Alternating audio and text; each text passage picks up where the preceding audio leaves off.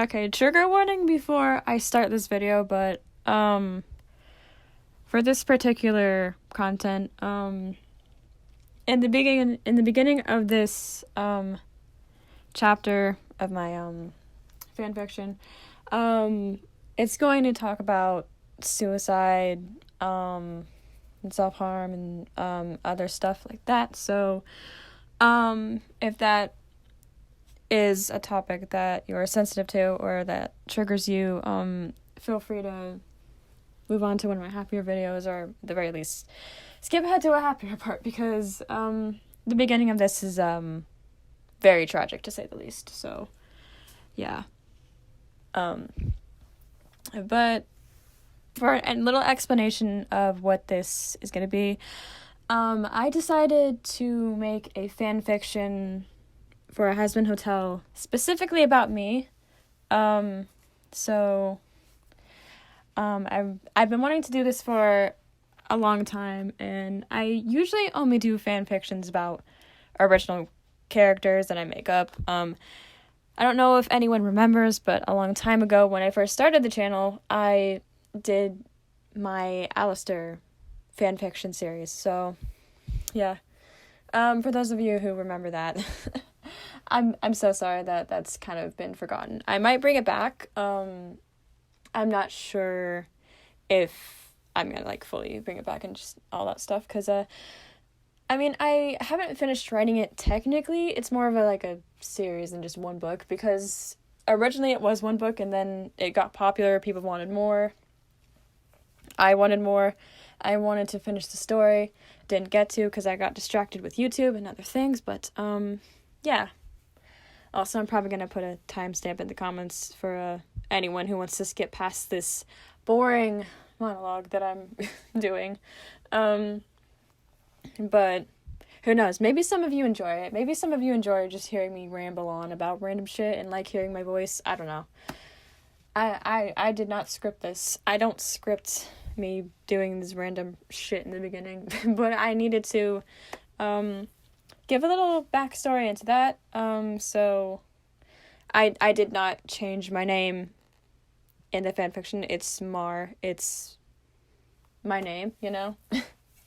But yeah, just for a little bit of context, this is about me. But it is still fiction. Obviously I'm still alive, so, obviously if you get to get into the Hazbin Hotel, you have to die and go to hell, but it's not like I even know what happens after you die anyway, so it's, obviously I'm still here creating content for you guys. Which, by the way, it's a crazy amount of requests that I'm getting lately. Thank you for that. Honestly, it brings me so much joy to see that, because it means you want more of me and my channel, so yeah. But anyways, enough of that shit. I'm excited to bring you my original fanfiction, A Soul's Riddance. So let's get started on that. Chapter 1, New Soul in Town. So, will you do it? Mara looked at her younger brother expectantly. Her eyes were filled with sorrow and despair. Her brother glanced at her uncertainly. He had not been anticipating this odd request from his older sister. You know that if you do this, there will be no going back. Mar took a deep breath, deep in thought, and nodded. She had come to Luke knowing that he might be her last hope of escape. She knew by now that she had no other options. Although it was a matter of opinion, she was willing to do whatever it took to put her out of the picture. Believe me, I've thought about it, and I know, Mar responded confidently. I want this. I want you to be the one to kill me. I know only you can do this. You are my last hope. I see, Luke said, understanding her situation. Fine. Seeing as you aren't fit to satisfy me anymore, there isn't any reason to keep you around. However, I still want to do this for free. You've got my money. Here, take it all. Mara pulled out a stack of bills and handed them to her brother. She couldn't remember the exact amount. It was all she had. She didn't mind him taking it. Besides, she wouldn't need it anymore. Not where she was going. "Thank you," Luke said, putting the money to the side for a moment. "Now then, let's get this over with before Mom and Dad come home. Don't need them seeing me like this. Plus, I'll need time to clean everything up once this is over." He pulled out a knife from the drawers. Mar shivered at the sight of the sharp blade and swallowed hard, feeling nervous. "Don't be nervous," Luke assured her, a devilish smile crossing his face. "I'll make it quick, but I can't promise it'll be painless." He chuckled and faced his sister. Mar knew this was going to hurt, but she didn't care about that anymore. She had been through enough pain and suffering. She was ready to end it all. "Luke?" Mar asked, stopping her brother before he could even begin. "What is it, sister?" Luke asked. "Whatever it is, make it quick. We're running out of time." "When I die, will all of it really end?" Luke paused at her question. Though both had grown up in a Christian home, many of them had strayed from the family's traditional beliefs, and most of them didn't believe in it anymore, so it was a fair question. "I want to say yes, for your sake," Luke answered, gazing at the blade thoughtfully. "But it's hard to say what will really happen. After all, no one really knows what happens when you die." "I guess it's time for me to find out," Mar said with a nod. She took a deep breath. "I'm ready to go, Luke. Don't hold back." "Don't worry," Luke assured her, grinning. "I don't plan to." The first thing Mar felt were sharp pains where she was stabbed. She had been expecting this, but she underestimated just how much it would hurt her. Luke covered her mouth so her screams wouldn't be heard. She closed her eyes, awaiting death. As the blood streamed out of her body, she wondered if this was how it felt to die. She almost couldn't believe that she had gone so far to ask this of her brother. For a moment, she wondered what the rest of her family would say. Mar couldn't move. Her body felt weak, and she was lightheaded. Luke had stopped stabbing her, but the damage was already done. She had been drained of too much blood. But she had asked for it after all. She forced her eyes to open to look at Luke. "Luke," Mar managed to whisper. "Need another stab?" Luke asked, brandishing the knife once again. Mar shook her head. "Luke, when I fade, don't follow me." "What?" Luke's eyes were filled with confusion. "Whatever you do, don't come to the same place I do after death. Whether heaven or hell or anything else, don't follow me. Promise me. I don't want to see you." All right. I promise, sis. Jeez, even on the brink of death, you're still annoying." "You'll be losing that soon," Mar reminded him weakly. She closed her eyes, feeling content because of what she had done. She knew that she had done the right thing. She wouldn't have to worry about conflicts or her family anymore. She was finally free of her obligations and her old life. By the time her parents were home, she would be gone. Forever. Present day. "I'm alive!" Mar sat up, gasping for breath.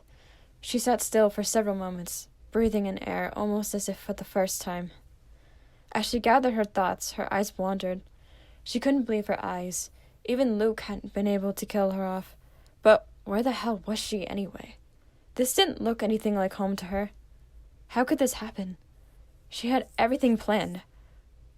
Where had she messed up? Unless... "Of course you're alive. What'd you expect when you landed yourself down here?" Mar looked up at the sound of a deep, tired voice. In front of her stood a red and black, cat-like figure with wings. It was odd-looking, but it wasn't the strangest thing she'd seen in her life, so it didn't freak her out.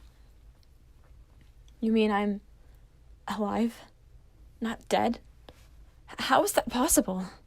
Mar asked, her voice trembling in confusion. Well, looks like there's a new soul in town." The stranger chuckled in amusement.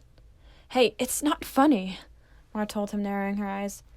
Relax, kid. The name's Husk. Welcome to hell. Hell? What do you mean? Mar asked, feeling even more confused. Hell was real? But if that was the case, then she supposed she shouldn't be surprised that she ended up down here. After all, no one deserved it more than she did. Well, you died just now, didn't you? Husk asked, feeling slightly annoyed that it was taking longer for this girl to comprehend the truth of the matter. Yes. Well, I thought I did. Mar trailed off, feeling even more unsure of herself as she struggled to gather her thoughts and clear her cluttered mind. But Luke didn't make a mistake. He wouldn't. Would he? Who? Husk asked, confused by the mention of her brother. Oh, nobody important, Mar told him, eager to dismiss his question. She didn't need anyone knowing how she got here. That didn't matter anymore. After all, it was unlikely she would be seeing Luke again. Or really, anyone else in her family. And if this really was hell, then perhaps her escape had been successful. Anyway, my name's Mar. Mar, Husk repeated curiously. Is that short for something? His question made Mar a bit uncomfortable. She didn't often tell people the truth about her name, although honestly, she didn't feel like it was anyone's business to know. She decided to keep Husk in the dark about it for now. He didn't need to know. Nope, just Mar. Nothing else. Mar answered nonchalantly. Nice to meet you, Husk. She was about to say something else when Husk suddenly took hold of her arm and started walking much more quickly. Hey, what are you doing? She cried, trying to free herself from his grasp. It freaked her out how quickly he had just taken hold of her arm, and the way he was dragging her away made her nervous. Will you hold still for just a second? They're watching us, Husk growled, a warning to her, as they turned a corner. Mar tried to speak again, only for him to silence her with a glance. In a moment, she understood what he was talking about, as she heard voices nearby. Eventually, they went away, and Husk breathed a sigh of relief. Who were they? Mar asked, still feeling on edge. Not sure, Husk told her, but I know they would have taken advantage of you. Just my luck that a new soul had to come here this late in the evening. All right, come on. He quickly guided her away from the area, keeping an even yet quick pace with her. Where are you taking me? Mar asked curiously. It's best if you don't ask too many questions while we're in this part of town, Husk told her. Besides, we'll have plenty of time to talk once we're there. Mar nodded silently and decided to go along with it. He probably had a point, to be fair. Hell wasn't exactly the safest place to be, and there were definitely more dangerous people than her down here. Looking down at her hands, Mar noticed that she had an extra pair of arms and a stinger protruding from behind her. Husk? Mar started, hoping to get more answers. Do people always change form when they die? Well, that depends, I suppose, Husk answered, mostly on what killed certain souls before they ended up here. Either that, or it could be what they're most afraid of. Honestly, at this point, I'm not sure what exactly determines it. I'm going to assume you're asking me that because you don't look anything like you did when you were alive. Well, yeah, Mar nodded. She glanced at her stinger uncertainly. I mean, should I be afraid of this? Well, depends on how you plan on using that thing, Husk answered. Is it poisonous? I don't know, but I'm not sure I want to find out, Mar told him. And what about these? She gestured to her extra pair of arms. It felt odd to her to be able to move them in addition to her other limbs. I mean, what am I supposed to be? She thought about it for a moment. Scorpion? She guessed. Looks like it, Husk agreed. Look, kid, it doesn't matter what you are now, because you can't change what's happened. If you don't like your new look, there ain't much you can do about it. So you're gonna have to get used to being a scorpion. Right, Mar sighed. She avoided looking at her new arms, not wanting to use them. To tell the truth, having extra limbs just creeped her out. She didn't even want to think about her new body if she could help it. As they walked, Mar tried to tell herself that it would all be okay now that she was in hell. Here she wouldn't have to worry about anything, and she could finally be alone. It was all she ever wanted, so why not try to embrace it? Well, we're here, Husk announced as he stopped. Mar glanced up at the large building in front of them. Hazbin Hotel? What's that? She asked, confused by the name. Suddenly she felt nervous. Husk, are you sure you can afford this? It looks really nice. For a hotel made in hell, anyway. Relax. Anyone can afford this place, Husk assured her. It's free. You won't be charged for anything. Besides, the owner is extremely generous. Really? In hell? Mar looked at him in surprise. She wouldn't have expected something like that. Trust me, you won't be disappointed, Husk said. He opened the doors and they entered the building.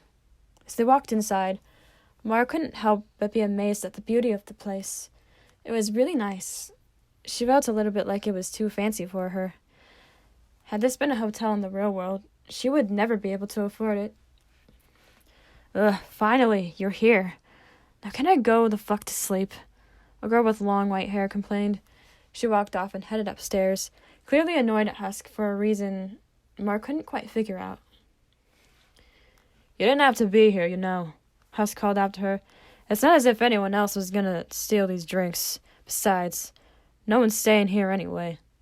He took his place back at the bar, and Mar took a seat in front of him, unsure of where to go exactly. The hotel seemed pretty empty. She assumed the others were asleep. After all, it was pretty late. Who was that? Mar asked, referring to the girl she saw earlier. She wanted to know what had ticked her off so bad. That's Veggie. She helps look after the hotel, Husk told her, along with the princess. Princess? Mar asked. Oh, the Princess of Hell is the one who created this hotel, Husk explained. You'll meet her tomorrow. For now, you should probably find a place to sleep. Whether that's one of the rooms or just the lobby couch, it doesn't matter to me. Mar nodded, glancing at the couch in the middle of the room. It was possible that she could make that work. She fell silent, wondering what she should do. There was a lot to think about, and she didn't really feel tired, but maybe that was because she had just died. Her body probably wasn't going to feel the full effects of being tired again within the first few hours of being in hell. And then, Husk placed a drink in front of her. Here, Husk offered. What's this? Mar asked, surprised. A part of her wanted to play dumb, but she knew what he was giving her. It wasn't that she didn't want to drink it. She just felt a bit weird about it, considering she'd never had a drop of alcohol in her life when she was alive. I mean, it's not that I don't know what it is, but I did die when I was 20. Wouldn't that technically count as underage drinking? Well, you're in hell, kid, Husk pointed out, so none of that would matter now, would it? Besides, you looked like you needed one. Your face gives it away. Oh, yeah, Mar stammered, a bit shocked that he had been able to take notice of feelings, even though she hadn't said anything. I guess you do have a point. She picked up the glass and nervously took a sip. She was surprised to find that the flavor wasn't bad, and she actually liked it. She got Husk smirking and looked away in embarrassment. She had never done anything like this before, and she felt out of place. Suddenly, she wished she hadn't come. She felt nervous now. What if she wasn't brought here out of pity and Husk was just here to make fun of her? So, you must have grown up pretty sheltered, huh? Husk said. Mar shook her head as his words brought her back to her senses. Pretty much, yeah, Mar told him. My parents always taught me to not drink alcohol underage and that drugs were bad and, well, all the regular stuff you're supposed to teach kids, I guess. Well, at least they did their best to keep you safe, Husk said. But you know, I think you can afford to break the rules a little, especially seeing as you're stuck here for the rest of your afterlife. I guess that's true, Mar nodded, agreeing with him. She knew he was right, and it wasn't like anyone could judge her anymore. She clearly already had been judged. She drank the remaining contents of her glass and handed it back to Husk. Thank you for the drink and for introducing me to alcohol. Mar thanked him. She cringed. That feels so weird to say. I'm sorry. You're probably used to all of this by now. She looked away awkwardly. Yeah, I am, Husk admitted. But you don't have to be ashamed that you're not. He gave her an understanding smile. For a moment, Mar relaxed, feeling less alone. Well, I should probably sleep, Mar said, eyeing the couch again. Yeah, you go ahead, Husk nodded. Mar started to walk away from the bar, then she stopped. I'm not gonna have to worry about being hungover tomorrow, am I? Mar asked curiously. Yeah, don't worry about it. You're fine, Husk assured her. Just sleep. Believe me, you're gonna need it. All right, Mar said. Well, good night, Husk. Good night, Mar. Jesus Christ, that was a long video. Okay, I can't even think of a proper outro, but, thank you for listening, to chapter 1 of Soul's Riddance, a fanfiction about MesMARisingSoulVA, aka me. I've never tried this out before, so I really hope you guys enjoy it. I'm gonna try and voice act whenever there are lines. I don't know how I did with Husk there, because he's not my best character, because he's a dude, but I think I have range enough to do that, so I just gotta reach deep down in my voice and just talk like this. Maybe not like that, but it's the idea, you know? But hopefully you guys enjoyed that. There's only like 2 chapters in this thing that are actually completed. They're pretty long, so I think you'll enjoy it. I'm also trying to work on other series, like the Luna series, the Lute and Adam Child listener series, as well. So bear with me. There's a lot of requests, and I have to write scripts for pretty much all this stuff. I wrote the fanfiction on a site called Quotab, so if you guys want to go check that out, his name is called Soul Siren 666, so yeah. But I don't think anyone on there knows that I'm MesMArisingSoulVA and that I'm Mar.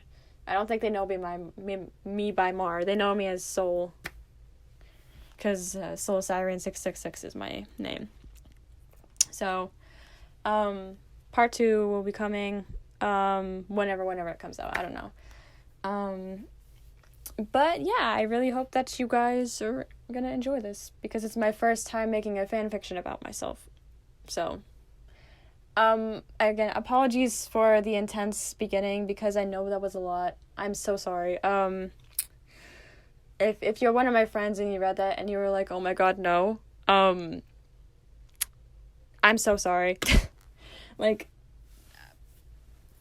I don't know, that was a random thought. I was like, how should I make myself die? Yeah. Don't worry. That's got no effect on my real life. I just want to say it's okay. You know, I'm still alive. I'm still creating content. Don't take this literally. This is purely fiction. All right? Everybody chill. But yeah, let me know what you guys think in the comments, and I will be back with part 2 whenever I have the time to record. But otherwise, thank you for watching, and hope you guys are having a good day, night, whatever time it is where you live. It's good to be back. It's been a fucking week, but I'm here and I'm not leaving, so yeah, keep that in mind. So yeah, bye.